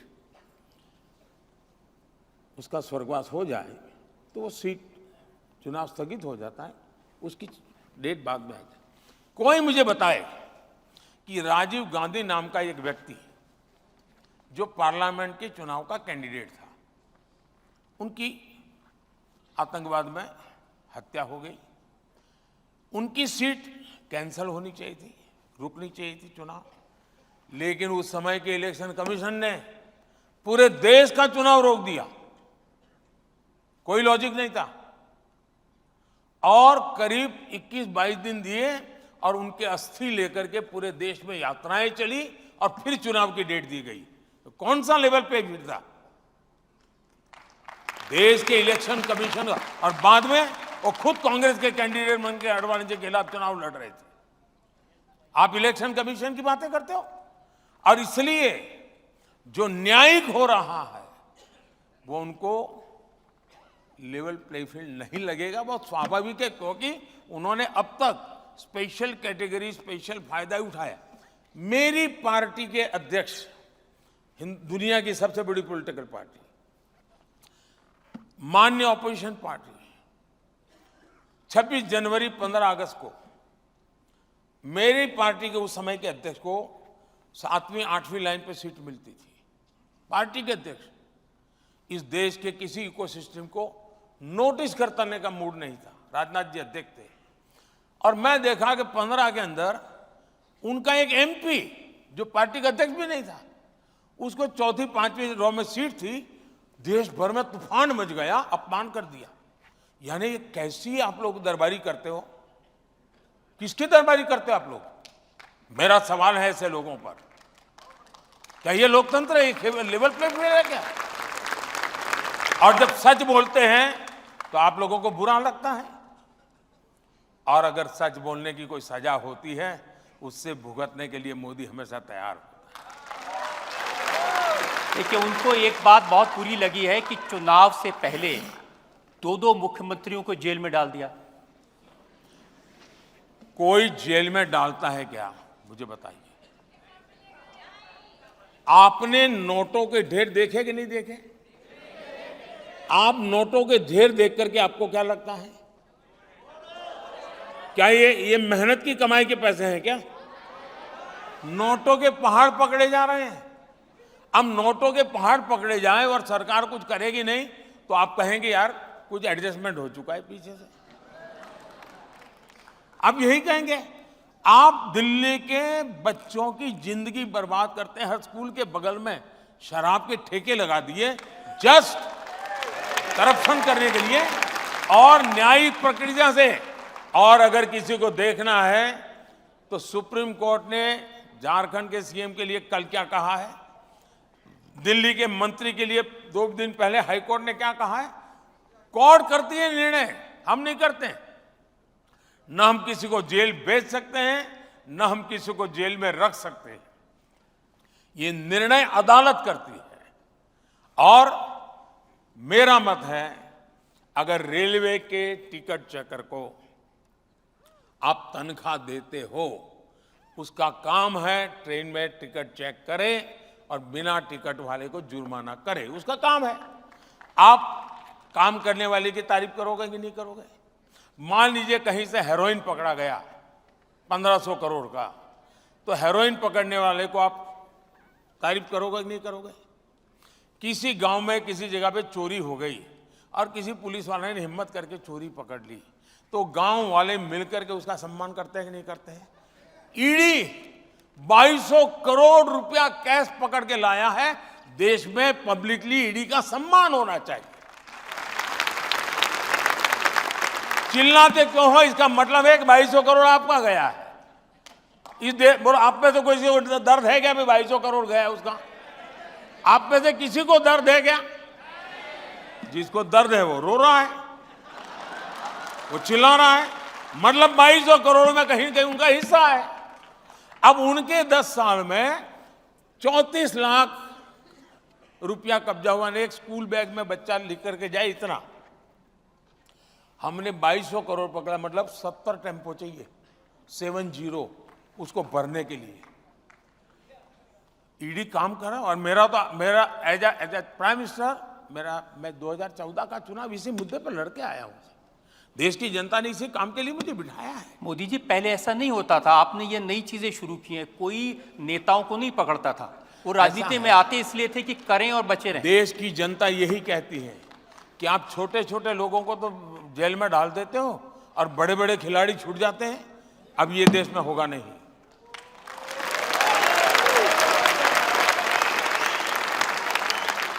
मुझे किसी के कोई मेरे लिए एडिटोरियल लिख दे, इसलिए मैं सरकार नहीं चलाता हूं जी। किसी टीवी पर मेरी हेडलाइन अच्छी आ जाए, इसके लिए मैं सरकार नहीं चलाता हूं। मेरे देश के लोगों की जिंदगी बने, मेरे देश से भ्रष्टाचार चला जाए, इसलिए मैं सरकार चलाता हूं। मैं मालाएं पहनने के लिए नहीं निकला हूं जी। आपकी सरकार के काम को लेकर के एक छोटा सा वीडियो मेरे पास में है। बहुत सारी बूढ़ी औरतें हैं, उन्होंने आपके काम के बारे में अलग अलग जगह, और ये सोशल मीडिया पर सब अवेलेबल है, बहुत वायरल हुआ है। ये एक बार मैं आपको दिखाना चाहता हूँ। मोदी जी पसंद है? अरे लीजिए, वो कहे वाली बात है। सबसे बेस्ट काम कर रहा है, सबसे उन्नति हो रहा है देश का। मोदी अच्छा नहीं तो और कौन अच्छा है? इतना पार्टी आया, इतना गया, कोई देश का भलाई किया? वो जब तक रहेंगे तब तक देश चलाएंगे। पैर दिया, अच्छा, लैट्रिन दी, पानी दिया, पेंशन दी, वोट देता है मेरे को। अच्छा, वोट तो दोगे? वोट देंगे जरूर, लाजमी देंगे, चाहे आप कुछ ना मिले। अरे हम कहिए नहीं कि योगी मोदी के लिए काम हूँ कर खाना हम देखा दूसरे के वोट कहीं के दे, हमें खाएगा देना, पैसा देना। सच्चो? सब का झूठा। घर हमारा बना दिया, अच्छा, शौचालय हमारे बना दिए, 500 रुपये पेंशन आना हमारे। और क्या भाई, वहाँ तो मोदी है, मोदी रहेगा जब तक मेरी जिंदगी। और क्या, ऐसी सरकार तो आई नहीं जैसी सरकार है भाई।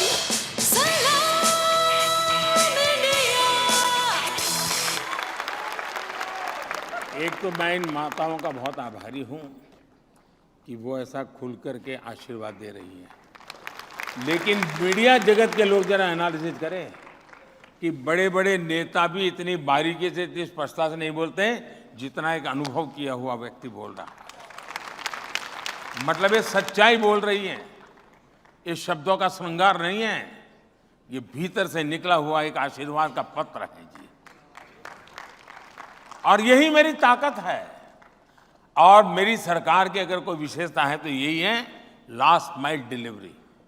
आखिरी व्यक्ति तक जो योजना है वो पहुंचनी चाहिए। और मुझे खुशी है, ये जब मैं सुनता हूं, मुझे खुशी है कि मैं इस काम को कर पाया हूं। और मैं इसीलिए, और मैं दोनों, अगर ये माँ आशीर्वाद दे रही तो वो भी काम इतनी ही लगन से करता हूं, और चंद्रयान जाता है तो वो भी काम उतनी ही लगन से करता हूं। मैं सभी सर्वांगीण विकास के पक्ष में हूं और मैं कोशिश करता हूं, लेकिन माताओं का आशीर्वाद मुझे हमेशा रहा है, ये मेरा सौभाग्य है। मोदी जी, आप हमेशा कहते हैं कि ये जो पैसा इन लोगों तक डायरेक्ट पहुंचता है वो डिजिटल है, इसलिए पहुंचता है। एस जयशंकर आपकी अदालत में आए, उन्होंने बड़ा इंटरेस्टिंग किस्सा बताया। उन्होंने कहा जब वैक्सीनेशन का सर्टिफिकेट दिखाना था, वो अमेरिका में थे, अपने बेटे को मिलने गए थे, तो रेस्टोरेंट में जाने लगे तो उन्होंने अपने मोबाइल से दिखाया और बेटे ने जेब से मुड़ा तोड़ा कागज़ निकाला। तो उनको लगा कि हाँ, ये भारत है और ये अमेरिका है। ये समाचार सुनकर के आनंद होता है, लेकिन पार्लियामेंट में, देश के सुप्रीम कोर्ट में जिनकी धाक चलती है, ऐसे व्यक्ति जो कभी देश के वित्त मंत्री रहे लंबे अरसे तक, वे पार्लियामेंट में इस युग में ये कहे कि देश में मोबाइल कौन जानता है, इंटरनेट कौन जानता है, ये फिनटेक का तो क्या लेना देना है। और ये बहुत पुरानी बात नहीं कर रहा हूं, मैं कुछ ही वर्षों पहले की बात कर रहा हूं। और दूसरी तरफ मेरा देश डिजिटल इंडिया के दूसरी है, G20 समूह में मैंने देखा दुनिया का हर देश मुझे पूछता था कि इतना बड़ी रिवॉल्यूशन आई कैसे। और जब लोग आज भी विदेश से मेहमान आते हैं तो उनकी एम्बेसी उनको किसी रेडी पटरी वाले के यहाँ ले जाते हैं और दिखाते हैं कि देखो ये ऑनलाइन पैसे लेगा, बोले ऑनलाइन लेगा, लैंग्वेज नहीं जानता है तो भी। और इसलिए हमारे देश में डायरेक्ट बेनिफिट ट्रांसफर कोविड के समय दुनिया के कई देशों ने, समृद्ध देशों ने अपने नागरिकों को पैसे देने की योजना बनाई है, लेकिन दे नहीं पाए, उनके पास मैकेनिज्म ही नहीं था। आज मैं जब किसान सम्मान निधि देता हूं ना, 2000 रुपये साल में 3 बार, मुझे 30 सेकंड लगता है 11 करोड़ के खाते में पैसा जमा हो, 30 सेकंड। हमने, मेरे लिए टेक्नोलॉजी, जैसे मैं भ्रष्टाचार के खिलाफ लड़ाई लड़ता हूं तो एक तो ये जो एजेंसियां वो अपना काम करती है, लेकिन मैं भी टेक्नोलॉजी के माध्यम से ट्रांसपेरेंसी लाने का काम करता हूं। डायरेक्ट बेनिफिट ट्रांसफर हमने करीब 38 lakh crore direct benefit transfer किया है 10 साल में। राजीव गांधी कहते थे कि 1 रुपया दिल्ली से निकलता है तो 15 पैसा पहुंचता है।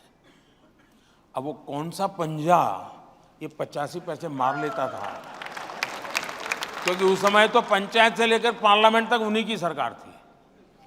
अब पंजे के हाथ में झाड़ू भी है, तो पहले पंजा 85 पैसे मारता था, 95 पैसे मारेगा, क्योंकि अब सफाई की सुविधा बढ़ गई उनकी। अब इसलिए आप देखिए, उस हिसाब से मैं देखूं तो 38 लाख करोड़ रुपीस अगर उस जमाने की पद्धति से चलता तो करीब करीब 28 लाख करोड़ रुपया किसी पंजे ने मार लिया होता। अब ये पैसा सीधा जाता है, उसके खाते में जाता है, तब जाकर के आवाज निकलती है। ये जो दिल की आवाज है ना, उसके कान निकलती है, और उसको लगता है कि दिल्ली में उसका बेटा बैठा, उसका असर है। देखिए, सरकारें तो पहले भी रही, ब्यूरोक्रेसी भी यही थी, सिस्टम भी यही थे, तो आपने ऐसा क्या बदल दिया कि अब ये सीधा पैसा जाता है, ये बूढ़ी माता इस तरह की बात कहती हैं? एक तो सबसे बड़ी बात यह है कि हमारे देश में अब तक जो प्रधानमंत्री बने हैं वो ज़्यादातर केंद्र की ही राजनीति का हिस्सा रहे हैं। बहुत कम प्रधानमंत्री हैं जो राज्य में काम करके आए हैं, और जो आए हैं वो भी बहुत कम समय के लिए उनको अवसर मिला है।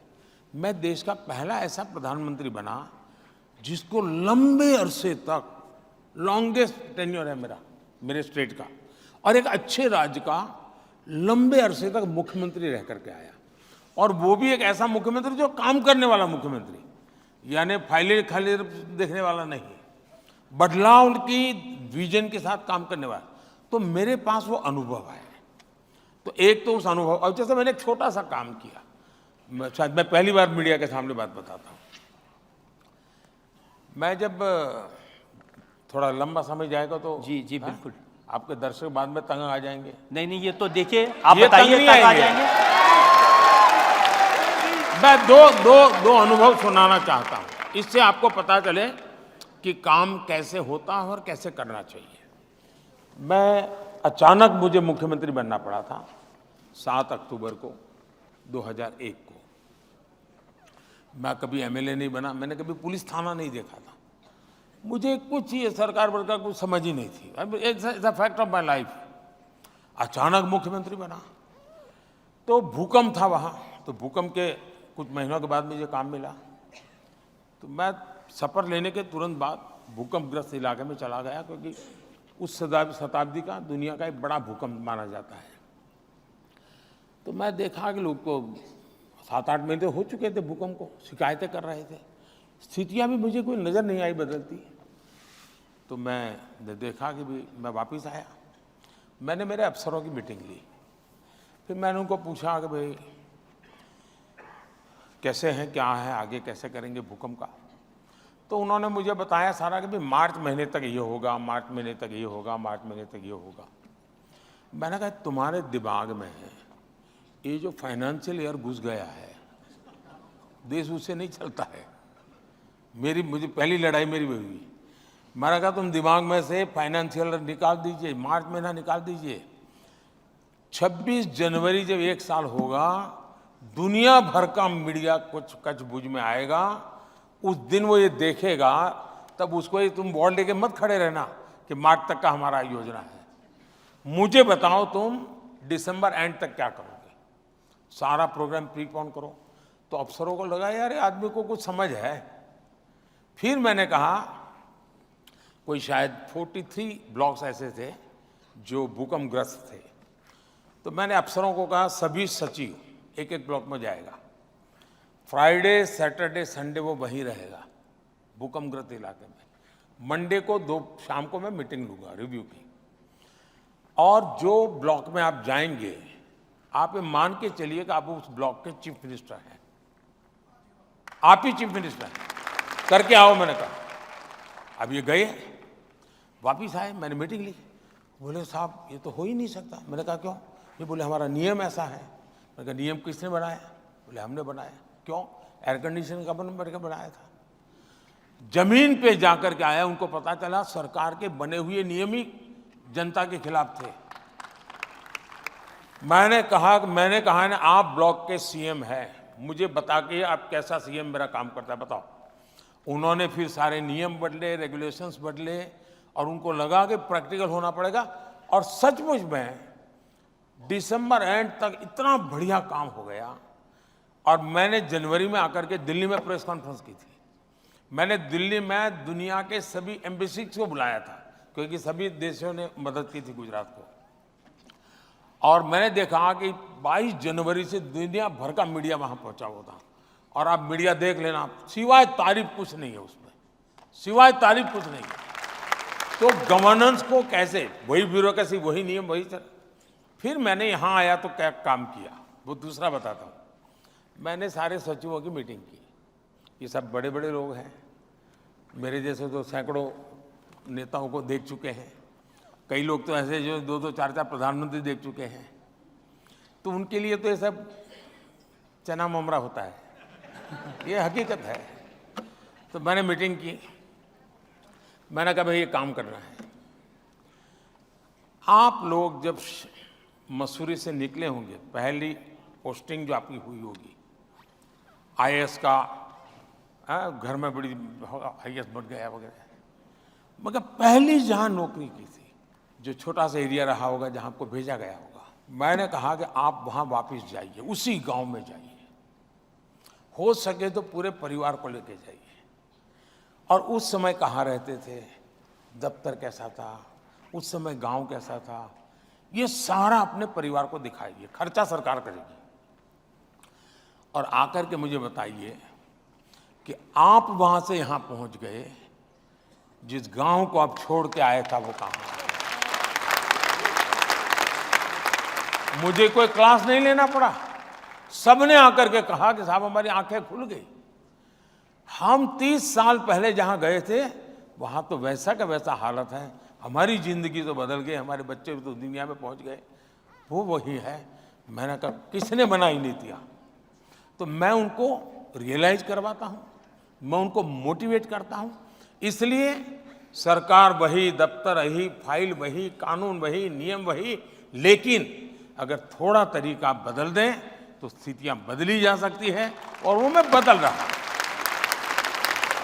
मेरा पहला अनुभव दिल्ली में ब्यूरोक्रेसी को तब आया जब मैं प्रधानमंत्री जनधन स्कीम लेकर के आया, और मैंने तय किया कि भाई बैंकों का नेशनलाइजेशन हुआ था, गरीबों के लिए बैंक के दरवाजे खोलने के लिए। इंदिरा जी के भाषण सुन लीजिए आप। और सारी बैंकों को उन्होंने रातों रात जब्त कर लिया था। मैंने यहाँ देखा कि 50% इस देश के लोग ऐसे हैं कि जिन्होंने बैंक का दरवाजा ही देखा नहीं है। अब वो कौन है? SC, ST, OBC वही समाज है। मैंने कहा हर एक का मुझे बैंक अकाउंट खोलना है। तो साहब बैंक वालों ने कहा साहब कुछ तो उन्होंने पूंजी डाली। मैंने कहा उनके पास एक पैसा नहीं है, बिना पूंजी डालना है। तो फिर बोले कहा स्टेशनरी का खर्चा होगा। मैंने कहा स्टेशनरी का खर्चा हम सरकारी बजट से देंगे, लेकिन मुझे खाते खोलने। लेकिन बोले साहब हम घोषणा कर देते हैं जो भी आएगा। मुझे आएगा नहीं, ढूंढना है किसका खाता नहीं खुला, उसके घर जाना है, ढूंढ के लाओ। खैर मैंने सब बताया। हमारे अरुण जेटली जी फाइनेंस मिनिस्टर थे, अब वो यहीं से पले बड़े थे आप ही के बीच में, तो उनकी दुनिया तो अलग ही थी। तो उन्होंने कहा मोदी जी सब नीचे तक। मैंने कहा ऐसे नहीं भाई, मैं हर हफ्ते पूछ मीटिंग लूँगा और मैं कहा आपको भी बैठना होगा। तो करीब 30-40 अफसरों को हर हफ्ते मैं बुलाता था, बताओ भाई आज कितने अकाउंट खुले, कौन सी बैंक का कितना पा। अरे बोले साहब प्राइम मिनिस्टर ही कैसे करता है। मैं कहा ये प्राइम मिनिस्टर ऐसा ही है। और पहली बार भारत सरकार के अधिकारियों को पता चला कि काम करने वाली सरकार का मतलब ये होता है। और फिर मैंने बैंक के लोगों से बातें की। मैं एक एक ब्रांच को फोन करता था जी कि भाई बताओ तुम्हारे यहाँ काम क्यों ढीला है। कोई अच्छा करता तो उसको फोन करता, यार तुमने बड़ी मेहनत की, तुम्हारे इलाके के तो सारे बैंक अकाउंट खुल गए, कैसे किया।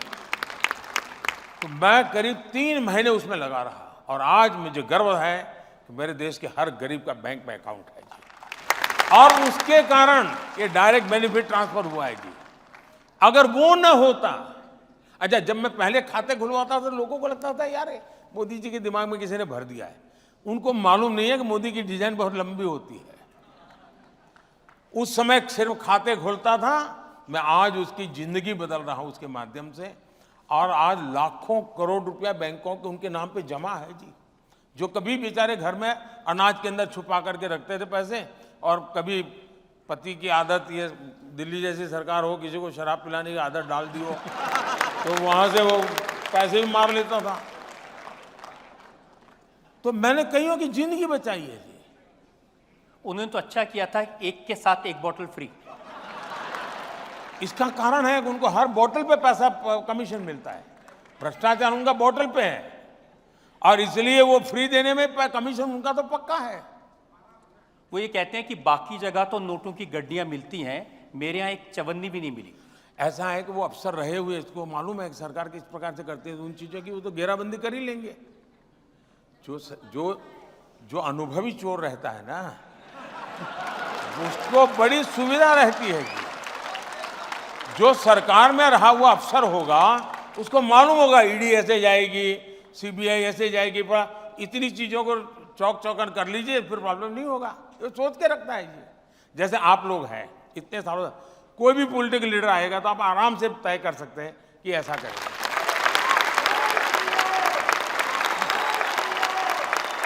जनता में से 2-3 सवाल हमारे पास में है। सुधीर सेठ का एक सवाल है। सुधीर सेठ, मेरा सवाल है, जो आपके परिवार के सदस्य एनआरआई बाहर रह रहे हैं, उनका बार बार हमें पूछना होता है कि इतनी ज़्यादा इन्फ्लेशन को कैसे कंट्रोल किया इंडिया ने पोस्ट कोविड और इतनी वॉर्स के बाद भी। वो कह रहे हैं कि जो दूसरे मुल्क हैं, वहाँ जो लोग रहते हैं, वो इनको कहते हैं कि भाई हमारे यहाँ तो इतनी महंगाई है, यूरोप में, अमेरिका में, ये मोदी जी ने कैसे कंट्रोल करके रखा है। ऐसा है कि मैं जब कोविड के समय मैं बहुत लोगों को मिलता था, कोविड के समय वीडियो कॉन्फ्रेंस से बात करता था, तो दुनिया भर के मैं नोबेल प्राइज़ विनर वगैरह ऐसे ऐसे लोगों से भी मैं पूछता था भाई स्थितियों में क्या लगता है आपको। और मुझे, और यहाँ आपने देखा होगा जो लोग आज उद्योगपतियों को गाली देते हैं, उन लोगों ने कोविड के समय बयान है कि आप उद्योगों को पैसे दो, उनके बयान है। उनके थियरी ये था कि नोट छापो और नोट बांटो, वरना देश बचेगा नहीं। अब ये एकेडमिक वर्ल्ड के इकोनॉमिस्ट लोग थे, नोबेल प्राइज़ विनर लोग भी मुझे आकर के भी मिलते थे। मैंने कहा मैं ऐसा कुछ नहीं करूँगा, मैं न नोटें छापूंगा न मैं नोटें बांटूंगा। ये एक निर्णय में करी दूरी दुनिया में शायद मैं अकेला इंसान हूँ जिसने इतना बड़ा कठोर निर्णय किया। मैंने कहा मैं बांटूंगा तो अनाज बांटूंगा, मेरे गरीब के घर का चूल्हा जलता नहीं, वो भूखा नहीं रहना चाहिए, बाकी सब संभालूंगा। और फिर मैंने एमएसएमईज को कहा कि बैंक से आपको क्रेडिट देने की मैं व्यवस्था करता हूं, आप बैंक से क्रेडिट लीजिए और अपनी ताकत बताइए, तो उनको मैं अवसर दूंगा। उन सारी नीतियों का क्यूमुलेटिव इफेक्ट ये हुआ कि मेरे यहाँ जो नोटों बांटने के कारण जो इन्फ्लेशन की स्थिति बनती है, मेरा देश उस चक्कर में नहीं फंसा। ये अचानक नहीं हुआ है, एक के बाद एक कदम लिए हैं जिसका परिणाम है। और इन कदमों के पीछे कोई एकेडमिक इकोनॉमिक्स मुझे काम नहीं आ सकता है। मेरा 13-14 साल का मुख्यमंत्री के नाते जो अनुभव है वो मुझे काम आया है।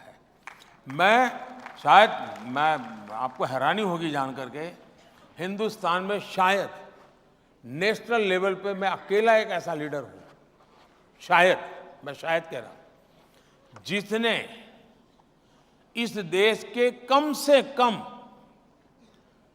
90% डिस्ट्रिक्ट्स में रात्रि मुकाम किया है।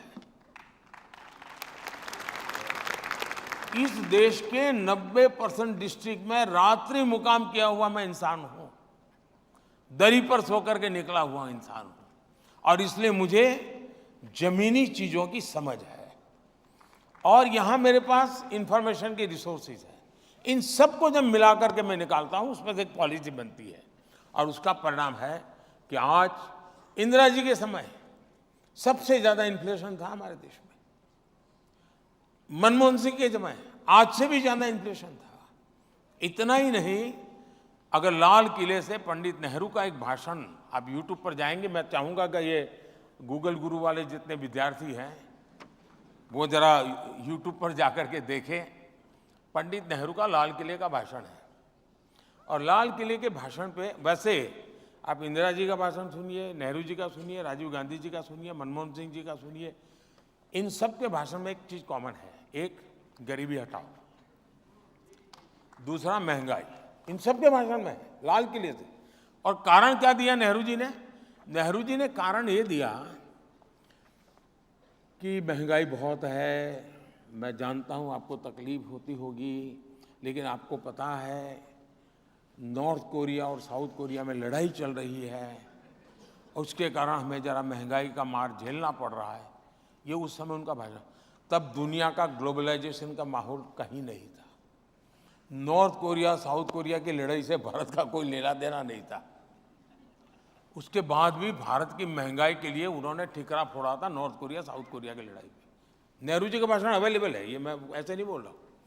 अभी तो जो लड़ाइयां चल रही हैं उसमें फूड, फर्टिलाइजर एंड फ्यूल, तीनों पर सीधा इंपैक्ट है। इसके बावजूद भी आज दुनिया में यूरिया की बोरी 3000 रुपये में बिकती है, मेरे देश के किसान को 300 रुपये से भी कम में मिलती है। तो हमने हर चीजों को उस प्रकार से सिस्टमैटिक कंट्रोल किया हुआ है। उसका परिणाम यह है कि देश में ब्लैक मार्केटिंग भी नहीं चल रहा है, देश में स्कैरसिटी की भी समस्या नहीं आ रही है, ठीक ढंग से चला पाए हैं। ये लोग इतनी गालियां दे रहे हैं, लेकिन चिपकती क्यों नहीं है? चिपकती इसलिए नहीं कि ये पुराने डायलॉग लेके घूम रहे हैं जी। अब आप पुराने डायलॉग से नई फिल्म बनाओगे तो नहीं चलेगी जी, बेकार में मेहनत कर रहे हैं। आज हम फाइनल राउंड में हैं, बस 2-3 मिनट में। एक सवाल राजेंद्र टिकिया का है। हिंदुस्तान की राजनीति जो अभी तक देखी है, उसमें सोनिया गांधी जी जो कर रही हैं वो राहुल गांधी जी के लिए कर रहे हैं, लालू प्रसाद यादव जो कर रहे हैं वो तेजस्वी यादव के लिए कर रहे हैं, ऐसे ही शरद पवार, ममता बनर्जी, ये सब नेता अपने परिवार, अपने बच्चों के भविष्य के लिए कर रहे हैं।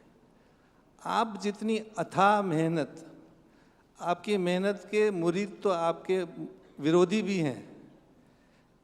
हम सभी आपसे जानना चाहते हैं कि आपके आगे पीछे तो कोई भी नहीं है, फिर आप इतनी मेहनत किसके लिए कर रहे हैं? देखिए, मुझे लगता है कि हर कोई राजनीति में, अभी जितने दलों के आपने नाम दिए, ये दल ऐसे हैं जिनमें 3 विशेषताएं कॉमन है ये इंडिया अलायंस में, और उनको जोड़ने का कारण भी है। ये सभी गौर सांप्रदायिक हैं, गौर जातिवादी हैं और गौर परिवारवादी हैं। अब ये हिंदुस्तान में हर किसी के मन में सवाल उठता है कुछ लोग अलग तरीके की बुद्धि, इतनी एनर्जी लाती कहाँ से, ऐसे पूछते हैं। कुछ लोग कहते हैं इतनी मेहनत काहे कर रहे हो, क्यों मर रहे हो यार, 10 साल हो गए। मुझे एक नेता मिलने आए थे एक बार, बहुत बड़े लीडर, पहली टर्म में मेरे आखिरी 5वां साल था। बोले मोदी जी अब प्रधानमंत्री बन गए, इससे आगे क्या होता है दुनिया में, इतनी मेहनत क्यों करते हो, ऐसा मुझे कहा था। क्योंकि उनके एक ही प्रकार की सोच में से देश की राजनीति चली है। मैं समझता हूं कि सब लोग काम कर रहे हैं, मैं भी काम कर रहा हूं। वे भी अपनी आवश्यकता के अनुसार मेहनत करते हैं, मैं भी अपनी आवश्यकता के अनुसार मेहनत करता हूं। वे भी अपने परिवार के लिए करते हैं, मैं भी अपने परिवार के लिए करता हूं। उनके परिवार में 5-6 लोग हैं, तो उनको 5-6 लोगों के लिए मेहनत करनी होती, तो उतने घंटे में चल जाता है। मेरे परिवार में 140 करोड़ है, तो मुझे ज्यादा मेहनत करनी पड़ती है। अगर मेरे परिवार में भी 5-6 होते तो मुझे भी कुछ नहीं करना, इधर से 2-4 इंटरव्यू दे देता, रजत शर्मा को जरा चाय पिला देता, मेरी गाड़ी चल जाती। लेकिन मैं 140 करोड़ मेरे परिवारजन के लिए जीता हूं, और इसलिए मेहनत भी करता हूं। उनकी जिंदगी, उनके सपने, और मैं कहता हूं आपके सपने, ये मेरा संकल्प है, और मेरा पल पल आपके लिए है, मेरा पल पल देश के लिए है। और इसलिए मैं कहता हूं कि 24/7 फॉर 2047। मोदी जी, एक क्योंकि चुनाव का वक्त है, तरह तरह के प्रेडिक्शन और दावे किए जा रहे हैं, क्या क्या दावे कर रहे हैं लोग, वो एक बार मैं दिखा देता हूं। ये मेरा फाइनल सवाल होगा। चुनाव ज्यादा से ज्यादा स्टेट्स में खत्म हो गया है। पिछले 4 फेजेस के परिणाम साफ है, और नरेंद्र मोदी जी चुनाव हार रहे हैं। आने वाला दिन में तो बोलना है कि मोदी बाबू का सरकार को एक्सपायरी डेट हो गया है। जो 74 की बातें करते थे, अब उन्हें सोचना पड़ेगा कि उनका खाता कहां खुलेगा। एक के अलावा मुझे नहीं लगता कोई खाता खोल पाएंगे।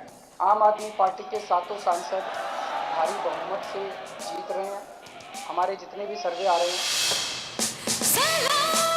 बस इसमें एक ही प्रॉब्लम है, ये 2019 के वीडियोस हैं। आप एक काम अच्छा किया 2019 की जगह, मैं तो कहता हूँ आप 2014 के निकाल दीजिए, यही डायलॉग है। 2019 के निकाल दीजिए, यही डायलॉग है। और 2024 में भी वही डायलॉग चल रहे हैं। और जनता ने भी अपना मिजाज वैसा कि वैसा रखा है कि इनकी शब्दों की कोई असर उन पर नहीं है। और निराशा है तो पहले वो कहते थे कि मोदी 400 पार आंकड़ा कैसे दे सकता है, मतलब कि उसने ईवीएम में कुछ गड़बड़ किया है। अब मैं उनको पूछता हूं कि तुम आंकड़ा कहां से देते हो, तुमने वो कौन से ईवीएम को पकड़ा है बता। अब देखिए उनको, आपने देखो गंभीर से गंभीर पेशेंट आएगा ना, तो भी डॉक्टर कहेगा नहीं चिंता मत करो ठीक हो जाओगे। तो उनको अपने कार्यकर्ताओं को जरा दौड़ाने के लिए, मीडिया में जगह बनाने के लिए कुछ तो करना पड़ेगा। नहीं, अब इतना भी न कर दे भाई। अब 4 जून के बाद बेचारे परेशान हो जाएंगे, 4 जून तक तो जिंदा रहने दो। 4 जून की बात नहीं, अब आपने कहा 2047 तक, तो कह रहे हैं मोदी जी ने बड़ा लंबा प्रोग्राम बना दिया, ये तो कहीं जाने वाली नहीं 47 तक। ऐसा है कि मैं अभी भी मानता हूं कि ईश्वर ने मुझे किसी विशिष्ट काम के लिए भेजा है। परमात्मा ने मेरे लिए किसी पर्पज के लिए भेजा हुआ है, वरना मैं जिस जिंदगी से निकला हूं वहां आने का कोई लॉजिक ही नहीं बैठता जी, कोई रास्ता नहीं जो मुझे यहां ले आए।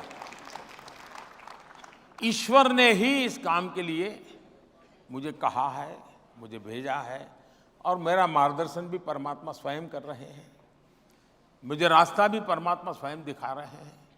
परिश्रम का, पुरुषार्थ का, पराक्रम का जो जज्बा है वो भी परमात्मा स्वयं की कृपा से मिलता रहता है, और उसी को लेकर मैं करता हूं। और मुझे पक्का लगता है कि विकसित भारत 2047 तक का टारगेट ये भी ईश्वर ने ही मुझसे करवाया है, और जब तक पूरा नहीं होगा वो मुझे वापस नहीं बुलाएगा। और आज दुनिया में कहीं और जगह नहीं है मेरे लिए, यही है। क्योंकि हिंदुस्तान को दुनिया के लिए भी कुछ करने के लिए देश का, आप अगर विवेकानंद जी को पढ़ा होगा, श्री अरविंद को पढ़ा होगा, भारत सिर्फ एक देश नहीं है, भारत एक पर्पज को लेकर के देश है जो विश्व कल्याण उसके ही हाथों से होना है। मोदी जी, आपके लिए एक व्यूअर ने 4 लाइनें लिख के भेजी हैं। इन्होंने लिखा है, मैं दिया हूं, मेरी दुश्मनी तो अंधेरों से है, हवाएं खामखा मेरे खिलाफ हैं। मैं दिया हूं, मेरी दुश्मनी अंधेरों से है, हवाएं खामखा मेरे खिलाफ हैं। हवाओं से कह दो आजमा के दिखाएं, बहुत दिए बुझाए हैं, एक दिया जला के दिखाएं। मैं बहुत बहुत आभारी हूं सबका, बहुत धन्यवाद। जो लोग प्रधानमंत्री मोदी की बात से कन्विंस हैं, वो खड़े होके हाथ उठा के ताली बजा के समर्थन करें।